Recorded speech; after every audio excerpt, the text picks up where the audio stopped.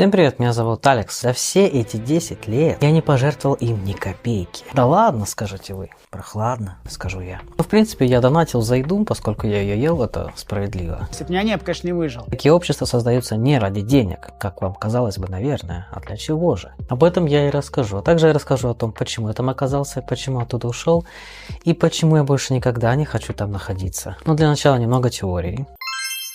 Для этих людей я являюсь падшим, поскольку я имею наглость жить и наслаждаться жизнью, несмотря на то, что я такой грешник, что мне надо каяться и каяться. Ну, знаете, за 10 лет я, честно говоря, устал каяться, причем я так и не понял, за что именно.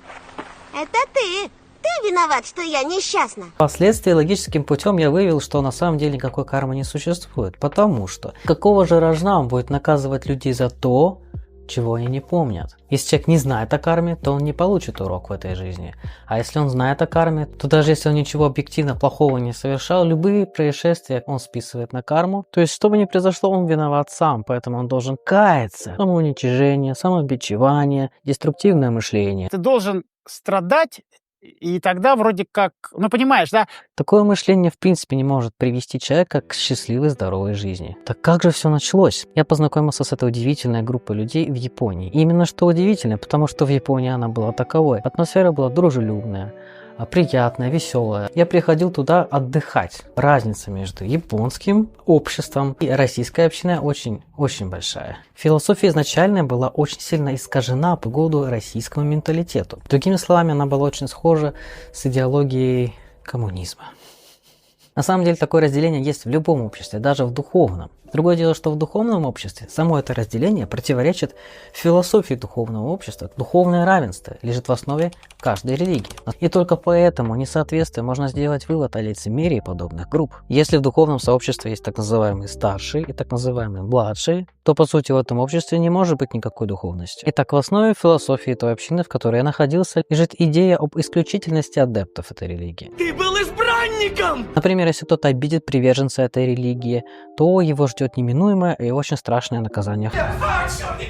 Но, конечно же, такое наказание будет претворять в жизнь не сам приверженец религии, а высшие силы. Эти люди действительно уверены в собственной исключительности. И я верил в собственную исключительность. Я, в принципе, до сих пор уверен в собственной исключительности. Я работал около 3 лет в кафе, которое связано с этой религией. И там была очень неприятная женщина-администратор. Главная ее задача заключалась в том, чтобы искать везде и во всех говно. Когда она находила говно, она с удовольствием об этом сообщала. На мойке работал парень, который был против всего и всегда. Когда эта женщина молилась она, конечно же, вслух, чтобы все слышали, какая она праведная. Господи, прости нас, мы такие глупые, такие несовершенные. В это время мойщик вышел с кухни и сказал: не мы, а вы. В общем, она как-то меня довела так, что я послал ее на мужской половой орган сексуального характера. Прости меня. На что она сказала? Тебе нужно быть поосторожнее, поскольку я являюсь слугой Господа. Ты какая. Этот миф об элитарности поддерживается старшими. И чем больше людей они привлекут в это общество, тем больше им зачтется потом вот там где-нибудь тогда. Сетевой маркетинг. Директор кафе, человек простой, не обремененный интеллектом, не оформлял никого официально. А во-вторых, он увольнял кого хочет и когда хочет. И все это он аргументировал тем, что Господь так захотел.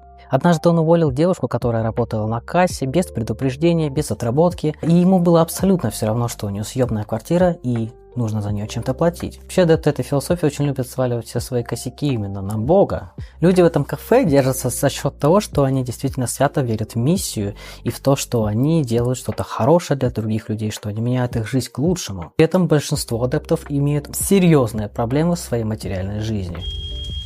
И в личной сфере, и в финансовой. Философия же сама объясняет это все тем, что каким образом человек избавляется от материальных привязанностей. Когда его лишают всего, это значит, что Господь обратил на тебя внимание. Ты избранный. Мне кажется, что это так не работает. Если у человека нет денег, то только о них он и будет думать. Потому что очень сложно перестать думать о деньгах, когда их нет. Когда деньги есть, кажется, что духовное развитие идет намного быстрее, потому что человек удовлетворяет все свои материальные потребности, и он, наконец, может подумать о душе. Логично? Сложно есть, когда ты хочешь срать.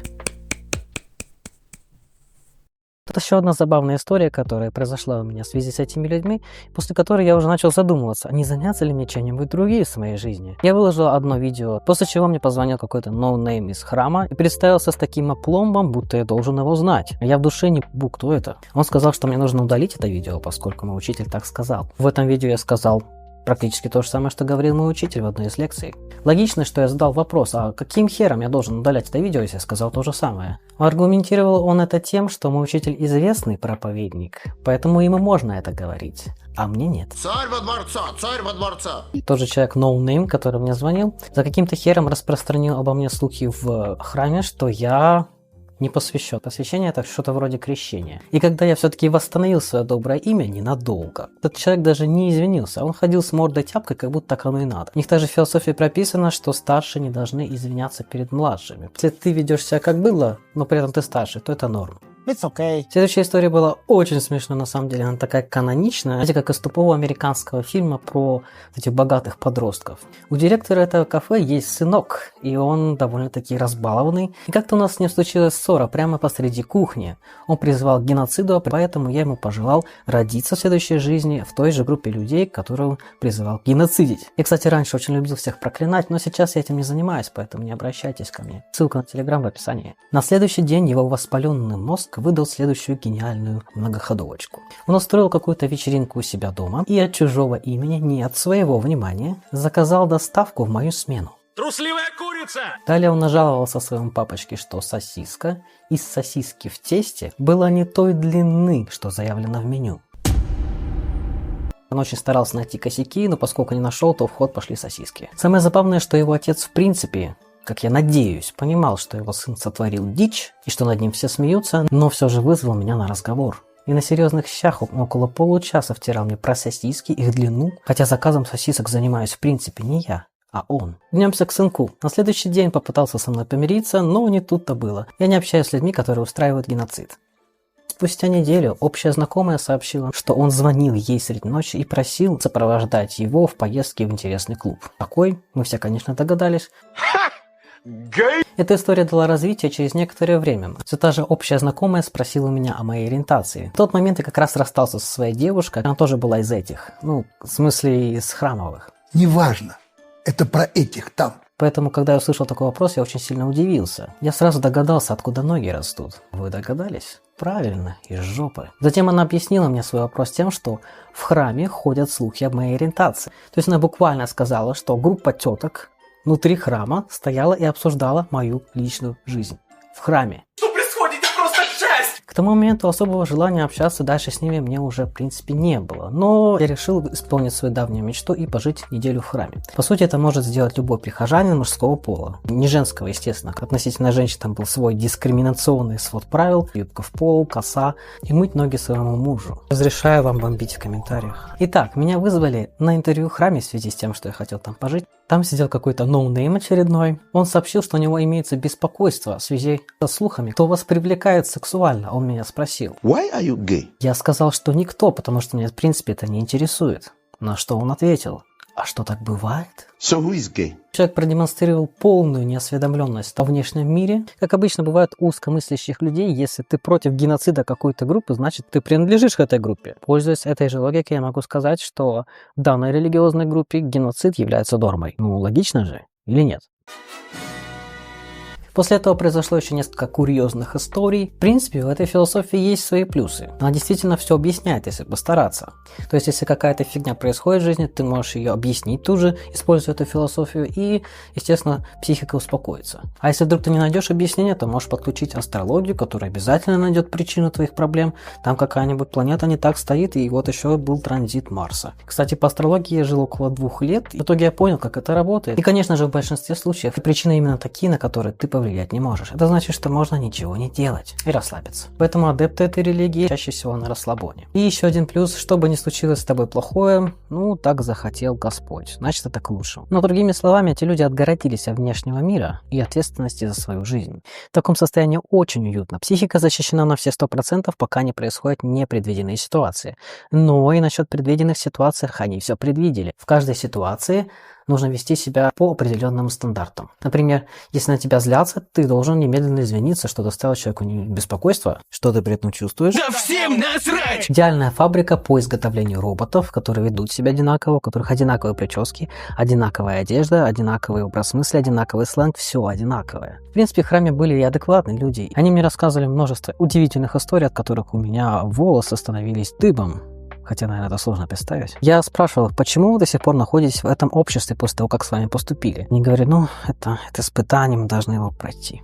Мне на самом деле было очень скучно. На тот момент я не осознавал этого. Мне было неинтересно ходить в храм. Я ходил туда только потому, что надо. Я молился только потому, что я думал. Я боялся, что если я не буду этого делать, со мной случится что-то очень страшное. Рассказывал я другим людям об этой философии, только думал, что мне потом это зачтется. Таким образом, эта религия держится на страхе, запугивании и жесткой иерархии. Им запрещено близко общаться с людьми из другой философии и общаться близко с людьми, которые не занимаются духовным развитием и которые едят мясо, например. Потому что от такого общения они могут упасть, если их истина настолько хрупкая, что ее очень легко разбить, послушав другую философию. Действительно, и это является истиной. В общем, люди, которые претендуют на духовность и исключительность, по факту являются совершенно обычными людьми. Не хуже других, не лучше других. Обычными людьми. Кстати, называть их обычными тоже является оскорблением. Ты меня прощаешь? Почему люди туда приходят? В основном туда приходят люди, которые находятся в плачевном состоянии, душевном, либо материальном, и они просто ищут поддержки, они находят ее в этом месте. Некоторые находят в этом смысл жизни и убегают от жизни реальной, хотя, что является реальной жизнью, это тоже большой вопрос. Единственное, что мне по-настоящему не нравится в этом обществе, то, что они хотят казаться лучше, чем они есть. Что же хорошее я подчеркнул за эти 10 лет? Каковы минусы? Я стал ограниченно мыслить. Например, я всецело принял стереотипную гендерную теорию о том, что мужчина всем должен. Я очень плохо выглядел в тот период. Прям очень плохо.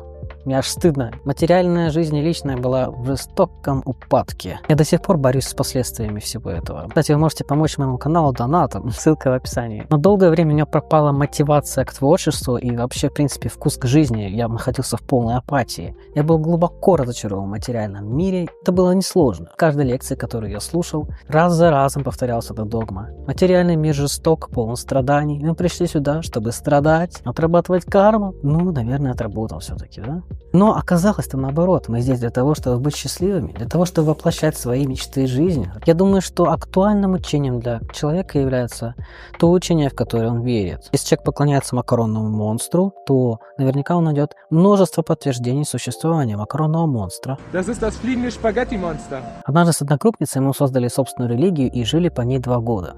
Вы не представляете, сколько подтверждений существования нашего божества мы нашли. Пока. You are my shine.